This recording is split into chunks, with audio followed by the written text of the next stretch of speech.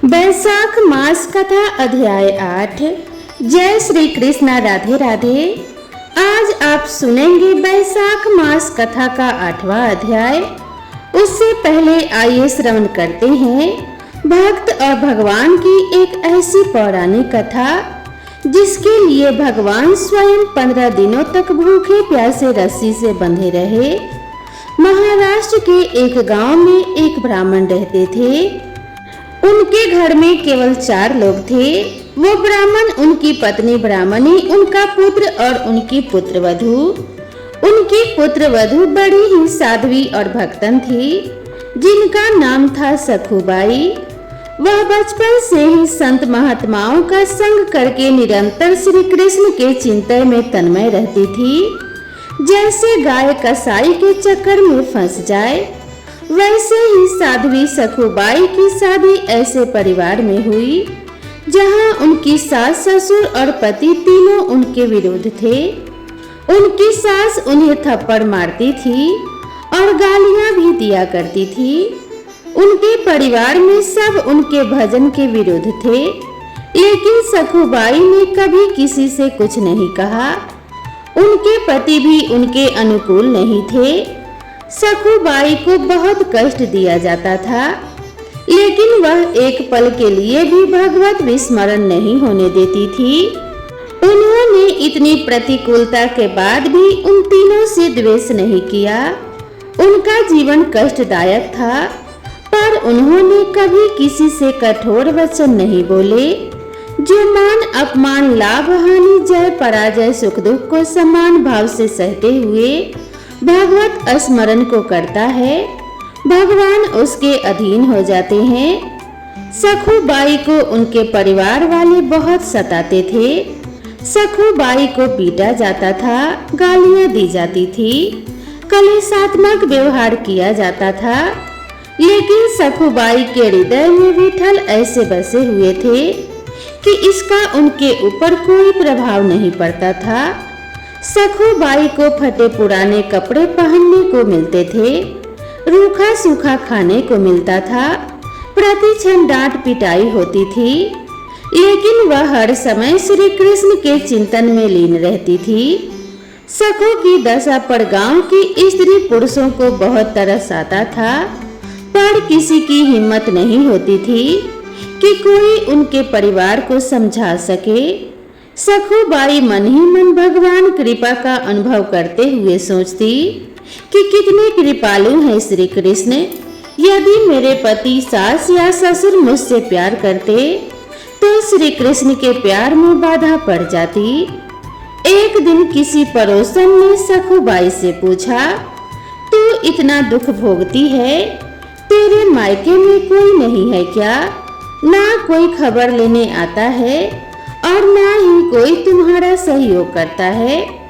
सखुबाई ने मुस्कुराते हुए कहा, जानती हो मेरा मायका कहाँ है?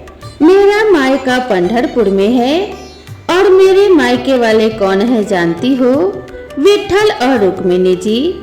सखुबाई आगे कहती है, सखी, उनका बहुत बड़ा परिवार है, असंख्य संतानें हैं।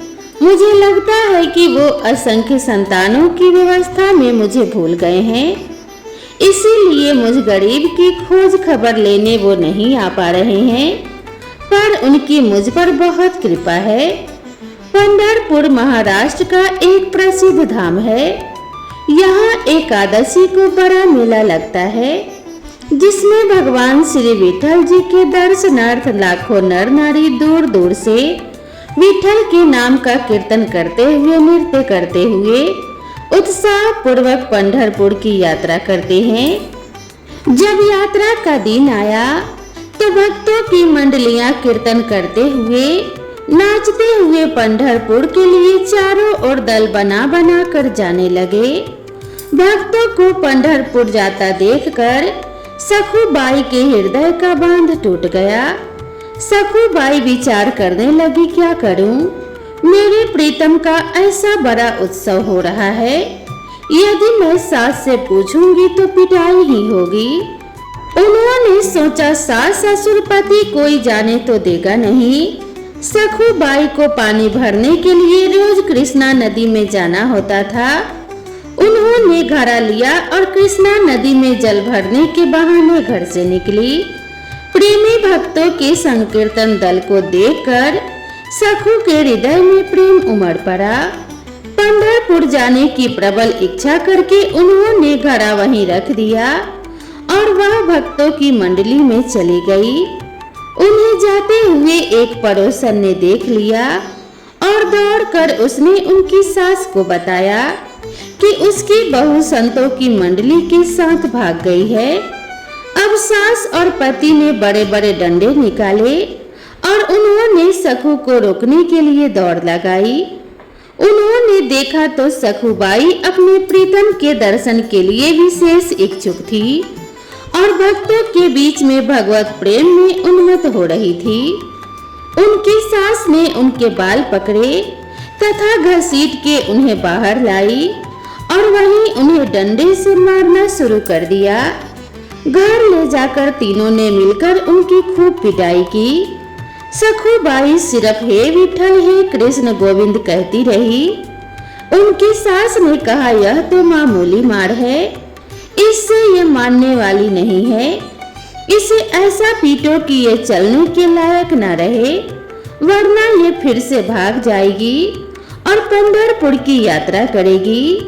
और अभी 2 सप्ताह है पंढरपुर की यात्रा में। इसको जकड़ करके खंभे में बांध दो और 2 सप्ताह तक रोटी ना दो ना पानी दो और रोज इसकी पिटाई करो तब ये मानेगी। सास की आज्ञा पर सखूबाई को उनके पति और ससुर ने बांध दिया। उनकी पिटाई की और उन्हें भोजन देना बंद कर दिया। उनके हृदय में यह दुख नहीं था कि मुझे बांध दिया गया, मुझे मारा गया या फिर मुझे गाली दी गई। उनके हृदय में बस एक ही पीड़ा थी कि हे श्री कृष्ण, आपके भक्तों के बीच में मुझे कितना सुख मिला। पहली बार जीवन में भक्त मंडली में मुझे नाचने को मिला। मैं आपके दर्शन के लिए जा रही थी, परंतु मेरी सामर्थ्य नहीं कि मैं इस जन्म में इस नरक से निकल सकूं। हे करुणा निधान, क्या ऐसा नहीं हो सकता कि मैं इस जन्म में आपके दर्शन कर पाऊं? क्या मैं आपके मंदिर में आकर आपके भक्तों के बीच में नाच नहीं सकती? सखूबाई आंसू बहाते हुए कह रही थी कि हे कृष्ण, ऐसा कुछ उपाय करो कि मैं आपके दर्शन कर सकूं। मैं बहुत पतित हूँ, दीन हूँ, मेरी सामर्थ्य नहीं है कि मैं आप तक आ सकूं। हे प्रभु, आप कृपा करो। बहुत सुंदर अवसर मिला है, भक्तों की मंडलियां जा रही है। आपके दर्शन करने के लिए ऐसा अवसर बार बार नहीं आएगा। हे नाथ, आप कृपा करोगे तभी दर्शन हो सकते हैं। मेरा सामर्थ्य नहीं है कि मैं इनके चंगुल से छूट सकूं। जब भक्त तकलीफ में हो तो हरि को चैन कैसे पड़ सकता है? रुक्मिणी जी ने देखा तो प्रभु के चेहरे पे उदासी और बड़ी चिंता थी। उन्होंने ठाकुर जी से पूछा कि हे नाथ, आप चिंता में कैसे हैं? लगता है कोई भक्त कष्ट में है। भगवान ने कहा कि हाँ देवी, एक ऐसी भक्त है जिसको बहुत पीटा जा रहा है, कलेश दिया जा रहा है। वो मुझसे मिलना चाह रही है और उसको बांध दिया गया है। आपको थोड़े दिन के लिए हमसे विरह सहना पड़ेगा, क्योंकि हमें कुछ दिन वहां रहना पड़ेगा, तभी बात बनेगी। रुक्मिणी जी से ऐसा कहकर प्रभु तत्काल सखूबाई के समीप गए। प्रभु ने एक बहुत सुंदर नवयुवती का रूप धारण किया और बोले, सखूबाई, मैंने सुना है तुम पंढरपुर जाना चाहती हो, चलोगी मेरे साथ पंढरपुर? सखूबाई ने आंख खोली और कहा, सखी, मुझ पापिनी के भाग्य में ऐसा अवसर कहाँ कि मैं भक्त मंडली के साथ पंढरपुर जाऊं। तुम देख तो रही हो मेरी दशा। स्त्री रूपी ठाकुर जी ने कहा, बाई तुम जानती नहीं हो, मैं तुम्हें बहुत समय से जानती हूँ। तुम मेरी बहुत प्रिय सखी हो, उदास मत हो। मैं जिसकी सखी होती हूँ उसको मैं कभी उदास नहीं देख सकती। मैं तुम्हारी रस्सी खोल देती हूँ, तुम भागो और जाओ मंडली के साथ। सखुबाई ने कहा, मेरी सास फिर पकड़ लेगी। स्त्री वेशधारी प्रभु बोले, बिल्कुल नहीं, इसकी तो तुम चिंता ही मत करो। ठाकुर जी ने सखुबाई को निकाला और स्वयं सखुबाई का रूप धारण करके रस्सी में बंध गए। जिनका नाम स्मरण करने से माया का बंधन टूट जाता है, जिनको पाना बड़े बड़े योगियों के लिए भी दुर्लभ है, वही भगवान अपनी भक्त सखुबाई के लिए एक साधारण स्त्री की तरह बंध गए। ठाकुर जी चुपचाप चांटे खा रहे हैं। ठाकुर जी को कई दिन हो गए भोजन नहीं मिला, पानी नहीं मिला और रोज उनकी पिटाई भी हुई। 14 दिन बीत गए, प्रभु इसी तरह बंधे रहे, रोज डंडे और गालियां खाते रहे। उनके पति को उन पर दया आई तो उन्होंने सखुबाई के रूप में जो ठाकुर जी बंधे थे उनके हाथ पैरों की रस्सी खोल दी। पति की आज्ञा के अनुसार सखी रूपी श्री भगवान ने स्नान किया, सुंदर रसोई बनाई और सबको खिलाया। भोजन पाने के बाद तीनों के हृदय में बहुत प्यार का उदय हुआ। सखु रूपी भगवान ने अपनी सेवा और सुंदर व्यवहार से पति सास ससुर तीनों के स्वभाव को बदल दिया। अब तीनों सखुबाई स्वरूप श्री भगवान से बहुत प्यार करने लगे। उधर सखुबाई पंढरपुर पहुँच के नाम संकीर्तन करते हुए नाच रही है। प्रभु के प्रेम में वो इस बात को भूल गई कि मेरी जगह कोई और सखी बंधी हुई है। आनंद में विभोर हुई सखुबाई ने चंद्रभागा नदी में स्नान करके मंदिर के अंदर प्रवेश किया। वो मंदिर में जाकर श्री हरि के दर्शन करके आनंद सिंधु में डूब गई। सखुबाई का प्रभु में ऐसा मन लगा कि उन्होंने प्रभु के सामने प्रतिज्ञा कर ली कि जब तक शरीर में प्राण रहेंगे मैं पंढरपुर की सीमा के बाहर नहीं जाऊंगी। उन्हें क्या पता था कि उनके बदले पंढरीनाथ जी वहां बंधे हुए हैं। सखुबाई के सामने भगवान का वो स्वरूप प्रकट हुआ कि सखुबाई विहल हो गई और भगवान के सौंदर्य के दर्शन में इतना मुग्ध हो गई कि उनके प्राण छूट गए। एक ब्राह्मण उस मंडली में आया था और उसने सखुबाई की लाश को देखा। उसने साथियों को बुलाया और सबने मिलकर सखुबाई के शरीर का अंत्येष्टि संस्कार किया। इधर रुक्मिणी जी ने विचार किया कि ठाकुर जी कह के गए थे कि कुछ ही दिनों में वापस आ जाऊंगा, लेकिन आज तक वापस नहीं आए। फिर ध्यान करके देखा कि जिसके लिए गए थे उसने तो शरीर छोड़ दिया और उसके शरीर का अंतिम संस्कार भी हो गया। अब मेरे प्रभु को तो बहू बनकर वहां रहना ही पड़ेगा। अब रुक्मिणी जी को बड़ी चिंता हुई। रुक्मिणी जी शमशान पहुंची और उन्होंने सखुबाई की राख हड्डी वगैरह को एकत्रित किया और प्रेम दृष्टि से देखा तो सखुबाई जीवित हो गई। सखुबाई को ऐसा लगा जैसे वह गहरी निद्रा से जागी हो।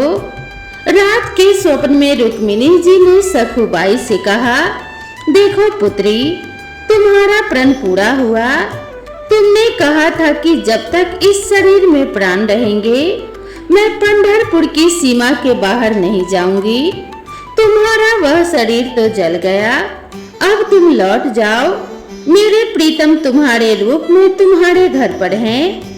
रुक्मिणी जी का आदेश पाकर सखुबाई आनंद मगन होकर 2 दिन बाद यात्रियों के साथ वापस लौट आई। सखु को आता देख सखु वेशधारी भगवान पंढरीनाथ जो वहां बहु रूप में थे, उन्होंने सोचा कि अगर वो यहाँ आ गई और मैं भी यहाँ रहा तो गड़बड़ हो जाएगी। ठाकुर जी ने तत्काल सास से कहा कि मैं पानी लेने जा रही हूँ। उन्होंने घड़ा लिया, घाट पर आई और पूर्व परिचित सखी का वेश धारण कर सखुबाई से मिली। उन्हें देखते ही सखुबाई को सारी बातें याद आ गई।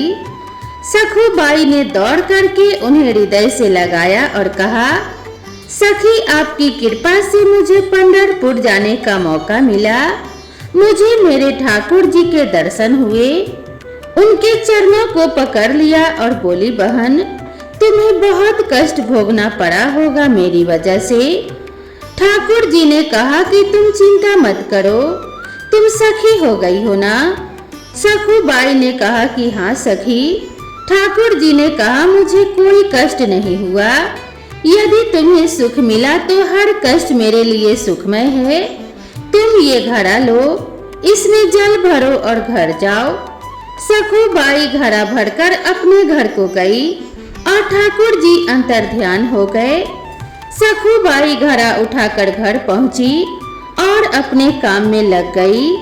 सखुबाई को सास ससुर और पति के बदले हुए स्वभाव को देखकर बड़ा आश्चर्य हो रहा था।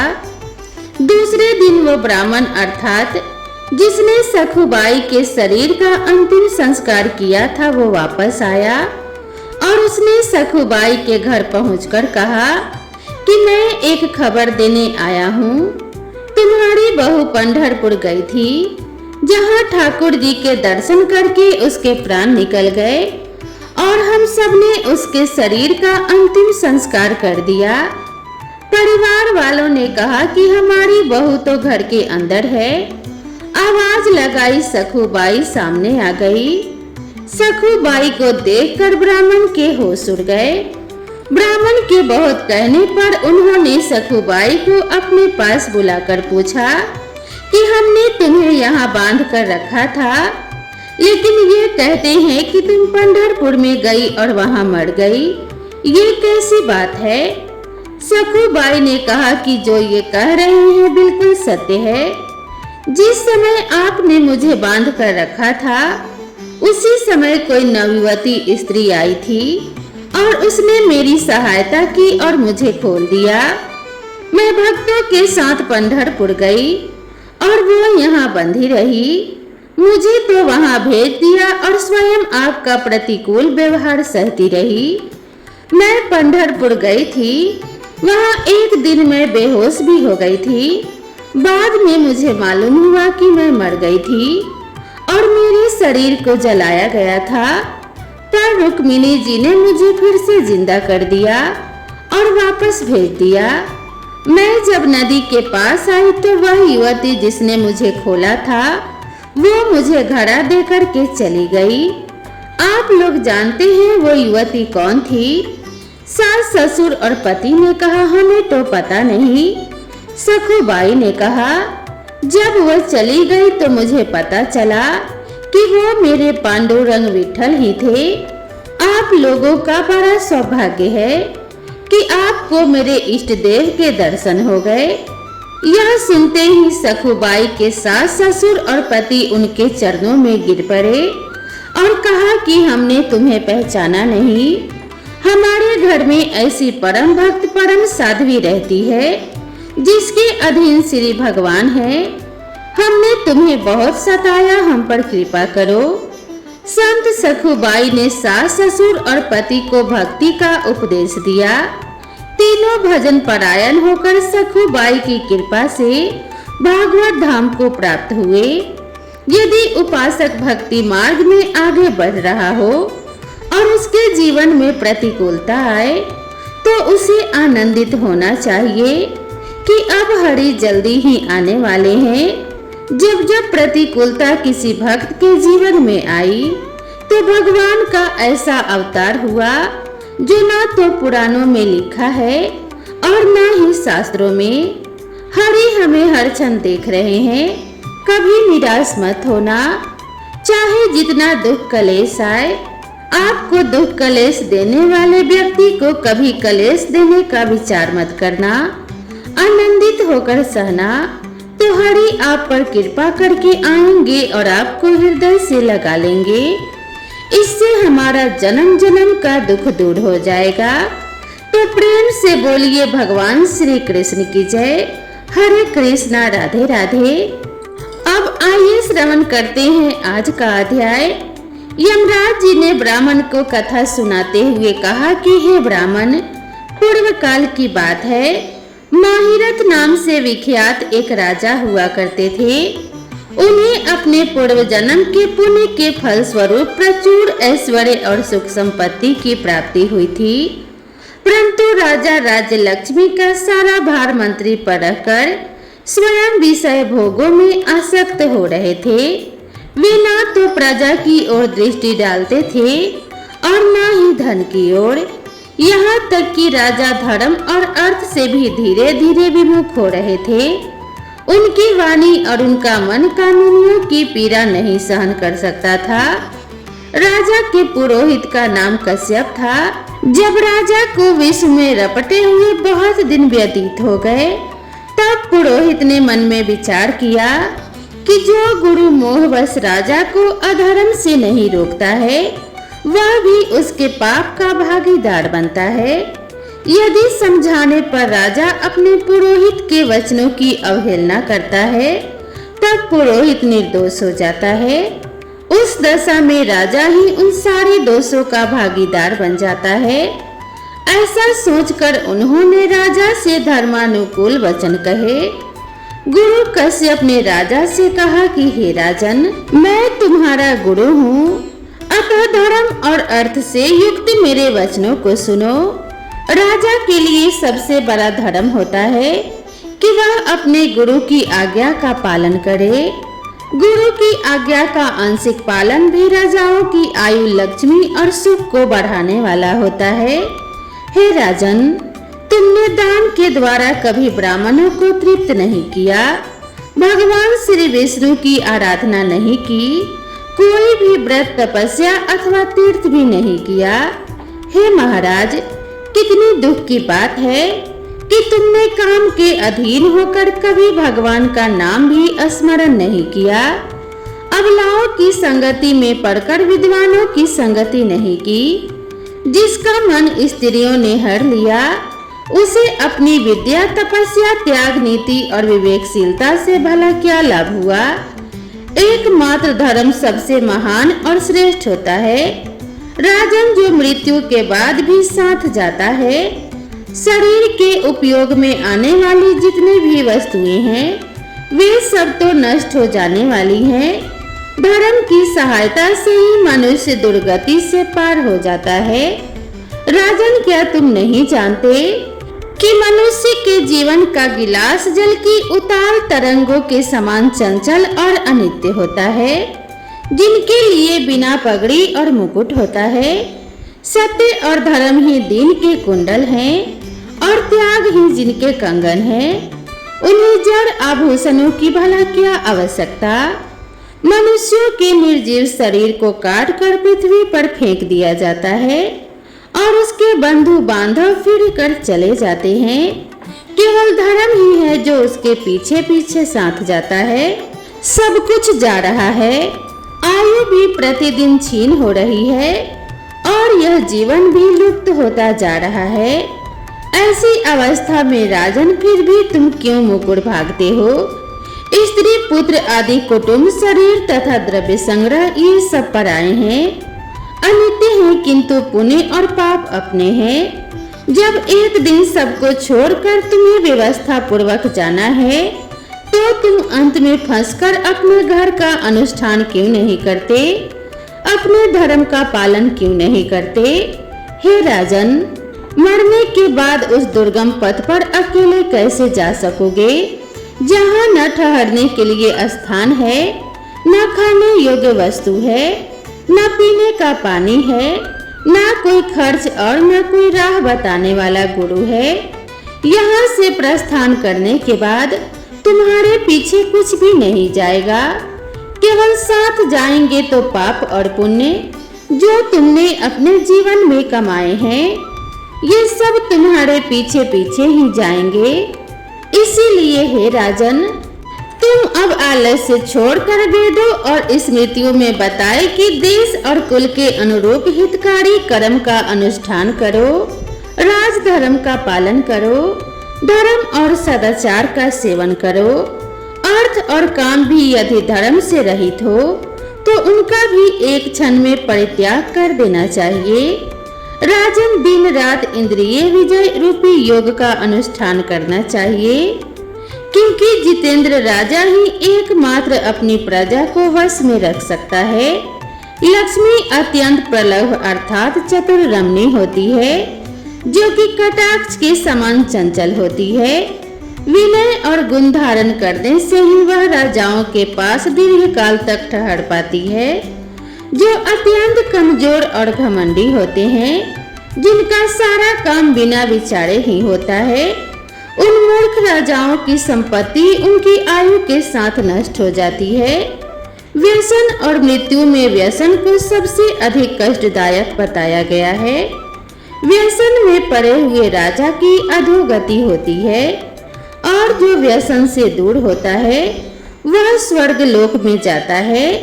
राजन, व्यसन और दुख विशेषतः काम से ही उत्पन्न होते हैं, अतः सबसे पहले काम का परित्याग करो। पापों में फंस जाने पर वैभव और भोग स्थिर नहीं रहते, शीघ्र ही नष्ट हो जाते हैं। चलते रुकते सोते जागते इसमें भी जिसका मन विचारों में संलग्न नहीं रहता, वह जीते जी मरे के समान होता है। विद्वान पुरुष सदा विशेष चिंता छोड़कर समतापूर्ण स्थिर और व्यवहारिक युक्ति से परमार्थ का साधन करते हैं। मनुष्य का मन तो एक बार की तरह चंचल होता है, अतः उससे बलपूर्वक काम लेना चाहिए। राजन, धर्म के चतुर्दशी व्रत पुरुषों की बुद्धि का सहारा लेकर अपने कुपथगामी मन को वश में रखना चाहिए। हाथ पैरों को चलाना, देशांतर में जाना, शरीर से क्लेश उठाना और तीर्थ के लिए प्रयास करना आदि कोई भी परम पद की प्राप्ति में सहायता नहीं कर सकते। केवल परमात्मा में मन लगाकर उनका नाम जाप करने से ही उस पद की प्राप्ति संभव है। इसीलिए राजन, विद्वान पुरुष को उचित है कि विष में प्रवृत्त हुए मन को रोकने के लिए प्रयास करे। इस प्रकार प्रयास करने से ही वह अवश्य ही बस में हो जाता है। यदि मनुष्य मोह में पड़ जाए और स्वयं विचार करने में असमर्थ हो जाए, तो उसे चाहिए कि वह विद्वान से जाकर प्रश्न पूछे। वह पूछने पर यथोचित कर्तव्य का उपदेश अवश्य देते हैं। कल्याण की इच्छा रखने वाले को हर एक उपाय से काम और क्रोध का निग्रह करना चाहिए, क्योंकि वो दोनों कल्याण का भी घात करने के लिए तैयार रहते हैं। हे राजन, काम बड़ा बलवान है और वह शरीर के भीतर रहने वाला एक महान शत्रु है। श्रेय की अभिलाषा रखने वाले पुरुषों को कभी उसके अधीन नहीं होना चाहिए। अतः विधि पूर्वक पालन किया हुआ धर्म ही सबसे श्रेष्ठ माना जाता है। अब तुम अपने धर्म का आचरण करो और धैर्य धारण रखो। यह स्वास्थ्य बहुत चंचल है, जीवन उसी के अधीन है। ऐसी स्थिति में भी भला कौन मनुष्य धर्म के आचरण में विलंब करेगा। राजन, ध्यान पूर्वक क्षणों के लिए जो विधा अवस्था को प्राप्त हो चुका है, उसका मन भी निश्चित विषयों की ओर से नहीं हटता। कितनी शर्म की बात है, इस काम के मोह में पड़कर तुम्हारी सारी उम्र बीत गई, अभी तो अपने हित साधनों में लगे हो। राजन, तुम्हारे लिए सर्वोत्तम हित की बात कहता हूँ, क्योंकि मैं तुम्हारा पुरोहित और तुम्हारे भले बुरे कर्मों का भागीदार हूँ। ऋषि मुनियों ने ब्रह्म हत्या, सुरापान, गुरु पत्नी गमन आदि महान पाप बताए हैं। उनमें से मनुष्य द्वारा मन, वाणी और शरीर से किए हुए जो पाप हैं, उन्हें वैशाख मास समाप्त कर देता है। जैसे सूर्य अंधकार का नाश करता है, ठीक उसी प्रकार वैशाख मास पाप रूपी महान अंधकार को सर्वथा नष्ट कर देता है। इसीलिए तो विधि पूर्वक व्रत का पालन करो। हे राजन, मनुष्य वैशाख मास की विधि के अनुष्ठान द्वारा होने वाले पुण्य के प्रभाव से जन्म भर के लिए घोर से घोर पापों का परित्याग करके अंत में परम धाम को प्राप्त होता है। इसीलिए हे राजन, तुम भी इस वैशाख मास में प्रातः स्नान करके विधि पूर्वक भगवान मधुसूदन की पूजा करो। जिस प्रकार कूटने छांटने की क्रिया से चावल की भूसी छूट जाती है, मांजने से तांबे की कालिख दूर हो जाती है, ठीक उसी प्रकार शुभ कर्मों का अनुष्ठान करने से पुरुष के इस प्रकरण का मल भी दूर हो जाता है। राजा ने कहा, सौम्य स्वभाव वाले गुरुदेव, आपने मुझे वह अमृत पिलाया जिसका आविर्भाव समुद्र से नहीं हुआ है। आपका वचन संसार रूपी रोग का निवारण तथा दुर्व्यसनों से मुक्त करने वाला द्रव्य अभिनव है। आपने कृपा करके मुझे आज इस अमृत का पान कराया है। विप्रवर सत्य पुरुषों का समागम मनुष्यों को हर्ष प्रदान करने वाला है, उनके सभी पापों का नाश करने वाला और जरा मृत्यु का अपहरण करने वाली संजीवनी बूटी के समान है। इस पृथ्वी लोक पर जो मनोरथ दुर्लभ माने गए हैं, वे साधु पुरुषों के संग से प्राप्त हो जाते हैं। जो पापों का अपहरण करने वाली सत्संग की गंगा में स्नान कर चुका हो, उसे दान, तीर्थ, सेवन, तपस्या की क्या आवश्यकता है। प्रभु, आज के पहले मेरे मन में जो सुविधा युक्त थे, वे सब केवल कामना के प्रति लोभ उत्पन्न करने वाले थे, परंतु आज आपके दर्शनों से और आपके वचन सुनने से उनमें विपरीत भाव आ गया है। मूर्ख मनुष्य जन्म के सुख के लिए हजारों जन्मों का दुख भोगता है और विद्वान पुरुष एक बार के प्रयास से ही अपने हजारों जन्म बना लेते हैं। यह सत्य है कि मैंने अपने मन को सदा काम रस के उत्पादन में ही फंसा रखने के कारण कभी कुछ भी कल्याण का कार्य नहीं किया। मेरे मन ने इस स्त्रियों के फेर में पड़कर अपनी आत्मा को घोर विपत्ति में डाल दिया है, जिसका भविष्य अत्यंत दुख में है और जिससे पार पाना अत्यंत ही कठिन है। हे भगवान, आपने स्वतः संतुष्ट होकर अपनी वाणी से आज मुझे मेरी स्थिति का बोध करा दिया। अब उपदेश देकर मेरा उद्धार करें।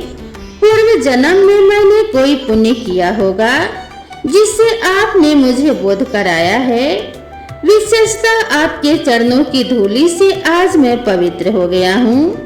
वक्ताओं ने कहा, अब आप मुझे वैशाख मास की विधि भी बताइए। हरे कृष्णा। इससे आगे का वर्णन आप अगले अध्याय में सुनेंगे।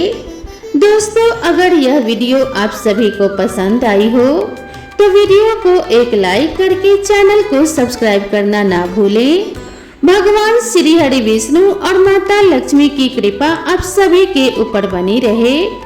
आप सभी भक्तों का सदा सर्वदा कल्याण हो।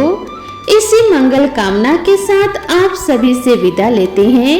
मिलते हैं इसी तरह की नेक्स्ट वीडियो के साथ। तब तक के लिए राधे राधे।